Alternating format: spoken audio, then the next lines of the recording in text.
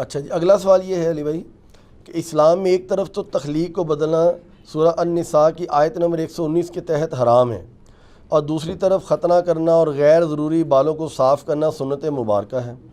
آخر اس تضاد کی وجہ کیا ہے؟ مہربانی فرما کے زیر ناف بالوں کو کہاں سے کہاں تک صاف کیا جائے، اس کا بھی حوالہ اور رہنمائی فرما دیں، شکریہ۔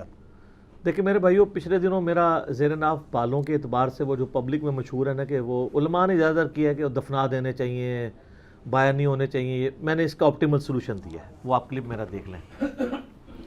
پہلے میں دوسرے پورشن کو ایڈریس کرتا ہوں کہ زیر ناف بال کہاں سے کہاں تک کاٹنے چاہیے۔ پہلے اس کی حکمت آپ سمجھ لیں، یہ غیر ضروری بال جو صاف کیے جاتے ہیں، یہ وہی بال صاف کیے جاتے ہیں جہاں پر پسینہ جمع ہوتا ہے، کیونکہ پسینہ جمع ہونے کی وجہ سے وہاں پہ بدبو پیدا ہوتی ہے، تو اسلام نے یہ پاکی کا نظام رکھا ہے۔ اب یہ دیکھیں، یہ والی جو جگہ ہے بغلوں کے نیچے والی، اس میں پسینہ جمع ہوتا ہے، یہ بال اگر آپ ریموو نہیں کریں گے تو آپ کو بدبو آئے گی۔ اکثر جو مسلمان غیر مسلم ملکوں میں جاتے ہیں وہ کہتے ہیں جو کافروں کو بڑی بو آمدی ہے جی، وہ کافروں سے بو اس لیے آ رہی ہوتی ہے کہ وہ پاکی نہیں کر رہے ہوتے، وہ بھی وہ ساری چیزیں کریں، کلمہ نہ بھی پڑھیں، اس کو روحانی مسئلہ ہمارے لوگ سمجھ رہے ہوتے ہیں جی، ٹھیک ہے، حالانکہ خود نماز بھی نہیں پڑھتے۔ اصولوں تو آپ سے بھی بدبو آنی چاہیے، کیونکہ صحیح مسلم میں 246 نمبر حدیث ہے، بندے کے کفر اور ایمان، شرک اور ایمان میں فرق نماز ہے، لیکن اللہ نے دنیا میں پردہ ہی رکھا ہوا ہے، وہ بدبو کی وجہ ان کی پاکی نہ کرنا ہوتا ہے۔ پاکی کریں تو آپ دیکھ لیں، کوئی مسئلہ نہیں ہوگا، نہیں آئے گی بدبو۔ کرسچنز میں کتنے لوگ ہیں جو یہ کرتے ہیں، جوز میں بھی ہیں جو کرتے ہیں۔ تو یہاں پہ پسینہ جمع ہوتا ہے، اس لیے نبی علیہ السلام نے اس کو مشروع فرمایا ہے۔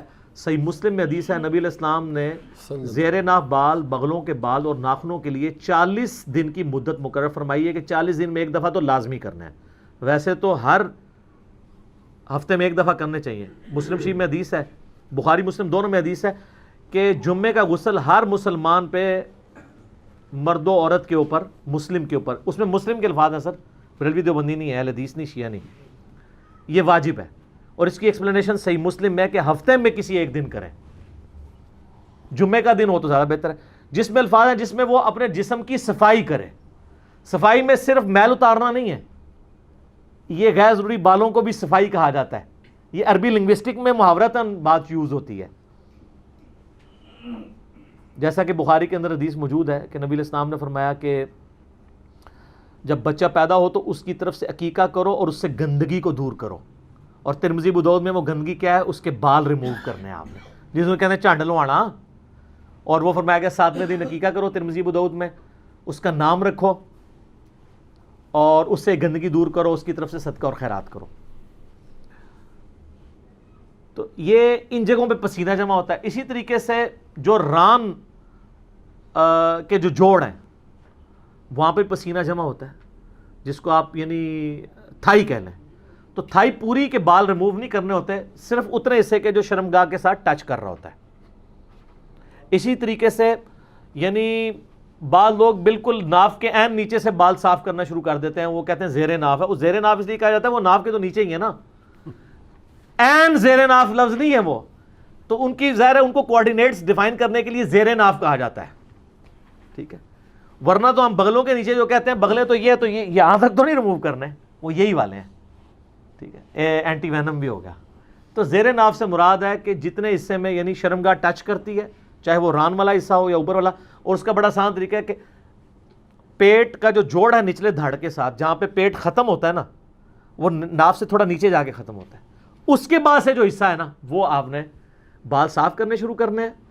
شرمگاہ کے اوپر جتنے بال ہیں، دائیں بائیں جو حصہ شرمگاہ سے ٹچ کرتا ہے، یعنی وہ جہاں پہ پسینہ جمع ہوتا ہے، وہ حتیٰ کہ جو بڑے استنجا کرنے کی جگہ ہے وہاں تک، پیٹھ وغیرہ کے بال ریموو کرنے کی ضرورت نہیں، یہ اتنے پورشن کے۔ تو یہ اکثر لوگ پوچھتے ہیں، اچھا ہو گیا اس کو میں نے کلیئر کر دیا، اب آ جائیں وہ اس کے پچھلے پورشن کی طرف، اس سے جو پہلے والا پورشن تھا۔ سورہ نساء کی آیت نمبر 119 کا آپ نے حوالہ دیا، وَلَآمُرَنَّهُمْ فَلَيُغَيِّرُنَّ خَلْقَ اللَّهِ، شیطان نے کہا تھا اے اللہ میں تیری مخلوق کو ابھاروں گا کہ وہ تیری تخلیق کو بدلیں گے، اور پھر اس کے بعد آتا ہے وہ جانوروں کے کان چیریں گے۔ اس کے تحت جو بھی تخلیق کو بدلتا ہے وہ حرام کا مرتکب ہے۔ کوئی شخص اپنے آپ کو خصی نہیں کر سکتا، حرام کا مرتکب ہے۔ کوئی عورت ایسی ایکٹیویٹی پرفارم نہیں کر سکتی وہ مردوں کی طرح دکھے، حرام کی مرتکب ہوگی۔ بخاری مسلم کی حدیث ہے، ان عورتوں پہ لعنت جو مردوں کی مشابہت کریں، ان مردوں پر لعنت جو عورتوں کی مشابہت کریں۔ مرد کو اللہ تعالیٰ نے داڑھی دی ہے. اب داڑھی کو مڈانا قرآن حکیم میں سورہ نساء کی آیت نمبر 119 کے تحت عورتوں کی مشابہت بھی ہے اور تخلیق کو بدلنا ہے, کیونکہ عورت کی داڑھی نہیں اگی ہوئی, الٹا اس کی اگا ہے تو اس نے ریموو کرنی ہے تاکہ مردوں سے مشابہت نہ بنے. اس لیے کم از کم اتنی داڑھی رکھنا جسے عرف عام میں داڑھی کہا جائے, جس طرح آپ کی ہے یا شاید افریدی صاحب کی ہے, عامر لیاقت والی نہیں. تو وہ داڑھی جو ہے وہ آپ کو حرام کی کیٹیگری سے باہر نکال دے گی. آپ رکھیں, عورتوں سے مشابہت آپ کی نہیں ہوگی. اور مونچھیں رکھنے سے نہیں, بات کہتے ہیں مونچھیں بھی رکھ لی تو ہو جائے گی, وہ اتنے حصے میں ہوگی, ادھر پھر زنانیاں لئی کام رہے گا. پورے چہرے سے مشابہت دور کرنی ہے نا. تو وہ تخلیق بدلنا نہیں ہے.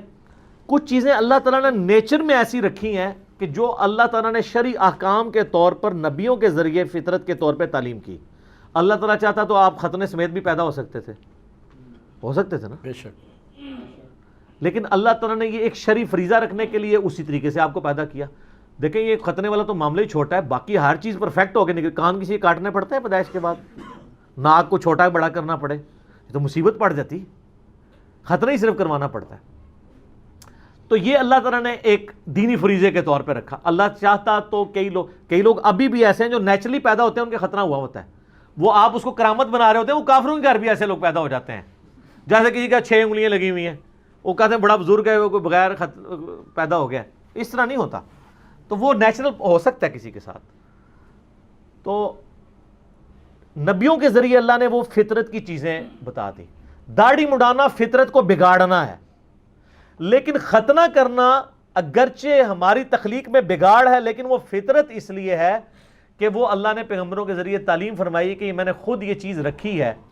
ورنہ تو کل کو کوئی شخص کہے گا جی مجھے رفع حاجت ہوتی ہے تو اس کے بعد مجھے جسم دھونے کی ضرورت نہیں ہے, تو نیچرل پروسیس ہے. تو ہم رفع حاجت کے بعد کوئی کافر بھی ہے, وہ بھی ٹیشو پیپر کے ذریعے صفائی کرتا ہے نا, اسے فطرت تو نہیں سمجھ رہا ہوتا, اس کی صفائی کرنا فطرت ہے. اس طرح یہ کرنا یہ فطرت اس لیے ہے کہ جو لوگ ختنے نہیں کرواتے ہیں وہاں پہ کھال کے اندر میل جم جاتی ہے اور مختلف بیماریوں کا سبب بنتی ہے. وہاں پہ پسینہ جمع ہی رہتا ہے, میل جمع ہی رہتی ہے, اس سے وہ ایکسپوز ہو جاتی ہے کھال. باقی عورتوں کا خطرہ کوئی نہیں, وہ دودھ والی روایت جعلی ہے, وہ جو آپ کے انڈیا کے ایک مولانا صاحب کی بڑی وہ کچھ ویڈیوز اس طرح کی چڑھی ہیں عورتوں کے ختنے والے, تو میری اس کی میں اب نام نہیں لیتا, جو کوئی شریف آدمی ہے, وہ چند شرفاء میں سے جس نے میرے خلاف کوئی کلپ نہیں بنایا, لیکن جہاں اس نے غلطی کی ہے میں نے اس کو ہائی لائٹ کیا ہے. ایڈوکیٹ فیض سید صاحب حفظہ اللہ تعالی. تو اور عورتوں کے خطرے میں میرا کلپ ہے, میں نے ان کو جواب دیا کہ وہ روایت ہی جعلی ہے. خود ابو داؤد نے لکھا ہے وہ جعلی روایت ہے, آپ عورتوں کے خطرے کرواتے پھر رہے ہیں, تو وہ نہیں ہے. تو یہ تخلیق کو بدلنا نہیں, یہ فطرت ہے. اس کے ثبوت میں بخاری مسلم کی حدیث ہے کہ 5 چیزیں فطرت سے ہیں. نمبر 1 ختنہ کروانا, نمبر 2 ناخن کاٹنا, نمبر 3 زیر ناف بال صاف کرنا یا اکھیڑنا کسی بھی فارم میں ہو. آپ استرے سے صاف بھی کر سکتے ہیں, بخاری میں حدیثیں استرے والی بھی. بال صفا پاؤڈر بھی استعمال کر سکتے ہیں, کریم بھی, اگر وہ سکن کو کاز نہ کرے کوئی ڈیمیج, جو آج کل رپورٹیں آ رہی کر رہے ہیں, اس لیے اس کو تو اوائڈ کریں. اس کی بجائے سٹرپس کا یوز بہتر ہے. اور نمبر 4 بغلوں کے بال, زیر ناف بال, بغلوں کے بال. اور نمبر 5 مونچھوں کو پس کرنا. اور مسلم شریف میں 10 حدیثیں ہیں فطرت میں, ان میں داڑھی بڑھانا بھی فطرت میں ہے, مسواک کرنا, کلی کرنا, یہ ساری چیزیں فطرت میں داخل ہیں.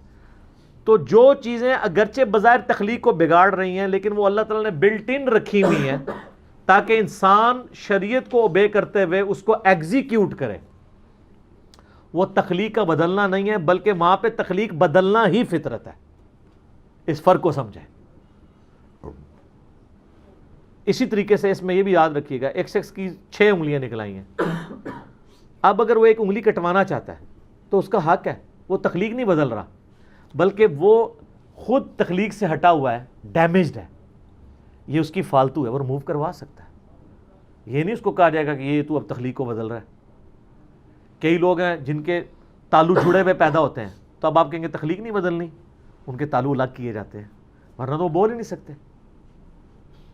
کئی لوگ, حتیٰ کہ ابو داؤد میں حدیث ہے کہ ایک صحابی کی ناک کٹ گئی تو اس نے چاندی کی ناک بنوا کے لگائی, لیکن اس میں بدبو پڑ گئی. ظاہر ہے چاندی تو اتنی کروجن ریزسٹنٹ اس کے اندر موجود نہیں ہے, ریزسٹنس نہیں ہے, ریزسٹنس پھر نبی علیہ السلام نے ان کو حکم دیا کہ سونے کی چاند جو ہے ناک بنا کے لگواؤ. پھر اس نے سونے کی ناک لگائی.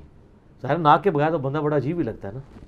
تو سونے کی ناک بھی آپ, حالانکہ مرد پہ سونا حرام ہے, لیکن اس بڑے ضرر سے بچنے کے لیے جو چہرے کا بگاڑ ہے, سونے کا آپ دانت بھی لگوا سکتے ہیں, لیکن سونے چاندی کے برتنوں میں کھانا کھانا حرام ہے. یہ ابو داؤد میں حدیث ہے, نبی علیہ السلام نے ان کو یوز کرنے سے منع فرمایا, صحیح سند کے ساتھ حدیث ہے. تو سونے کا دانت اگر کسی نے لگوایا ہے, اس کی وفات ہو گئی, تو اب یہ نہیں ہے کہ اس کو دانت سمیت ہی دفنا دیں, آپ دانت اتروا سکتے ہیں, کیونکہ وہ ایک قیمتی چیز ہے, اس کے ساتھ ضائع نہ کریں. لیکن جو ہماری میتیں فوت ہوتی ہیں ان کی شیو کر رہے ہوتے ہیں, آپ کو پتہ ہے نا, وہ شیو کر کے دفنا رہے ہوتے ہیں, ایسے لوگ بھی ہیں, وہ عجیب لگ رہا ہے بندہ. اور بعض کو بہت جاہل ہیں تو وہ تو غیر ضروری بال بھی صاف کرتے ہیں,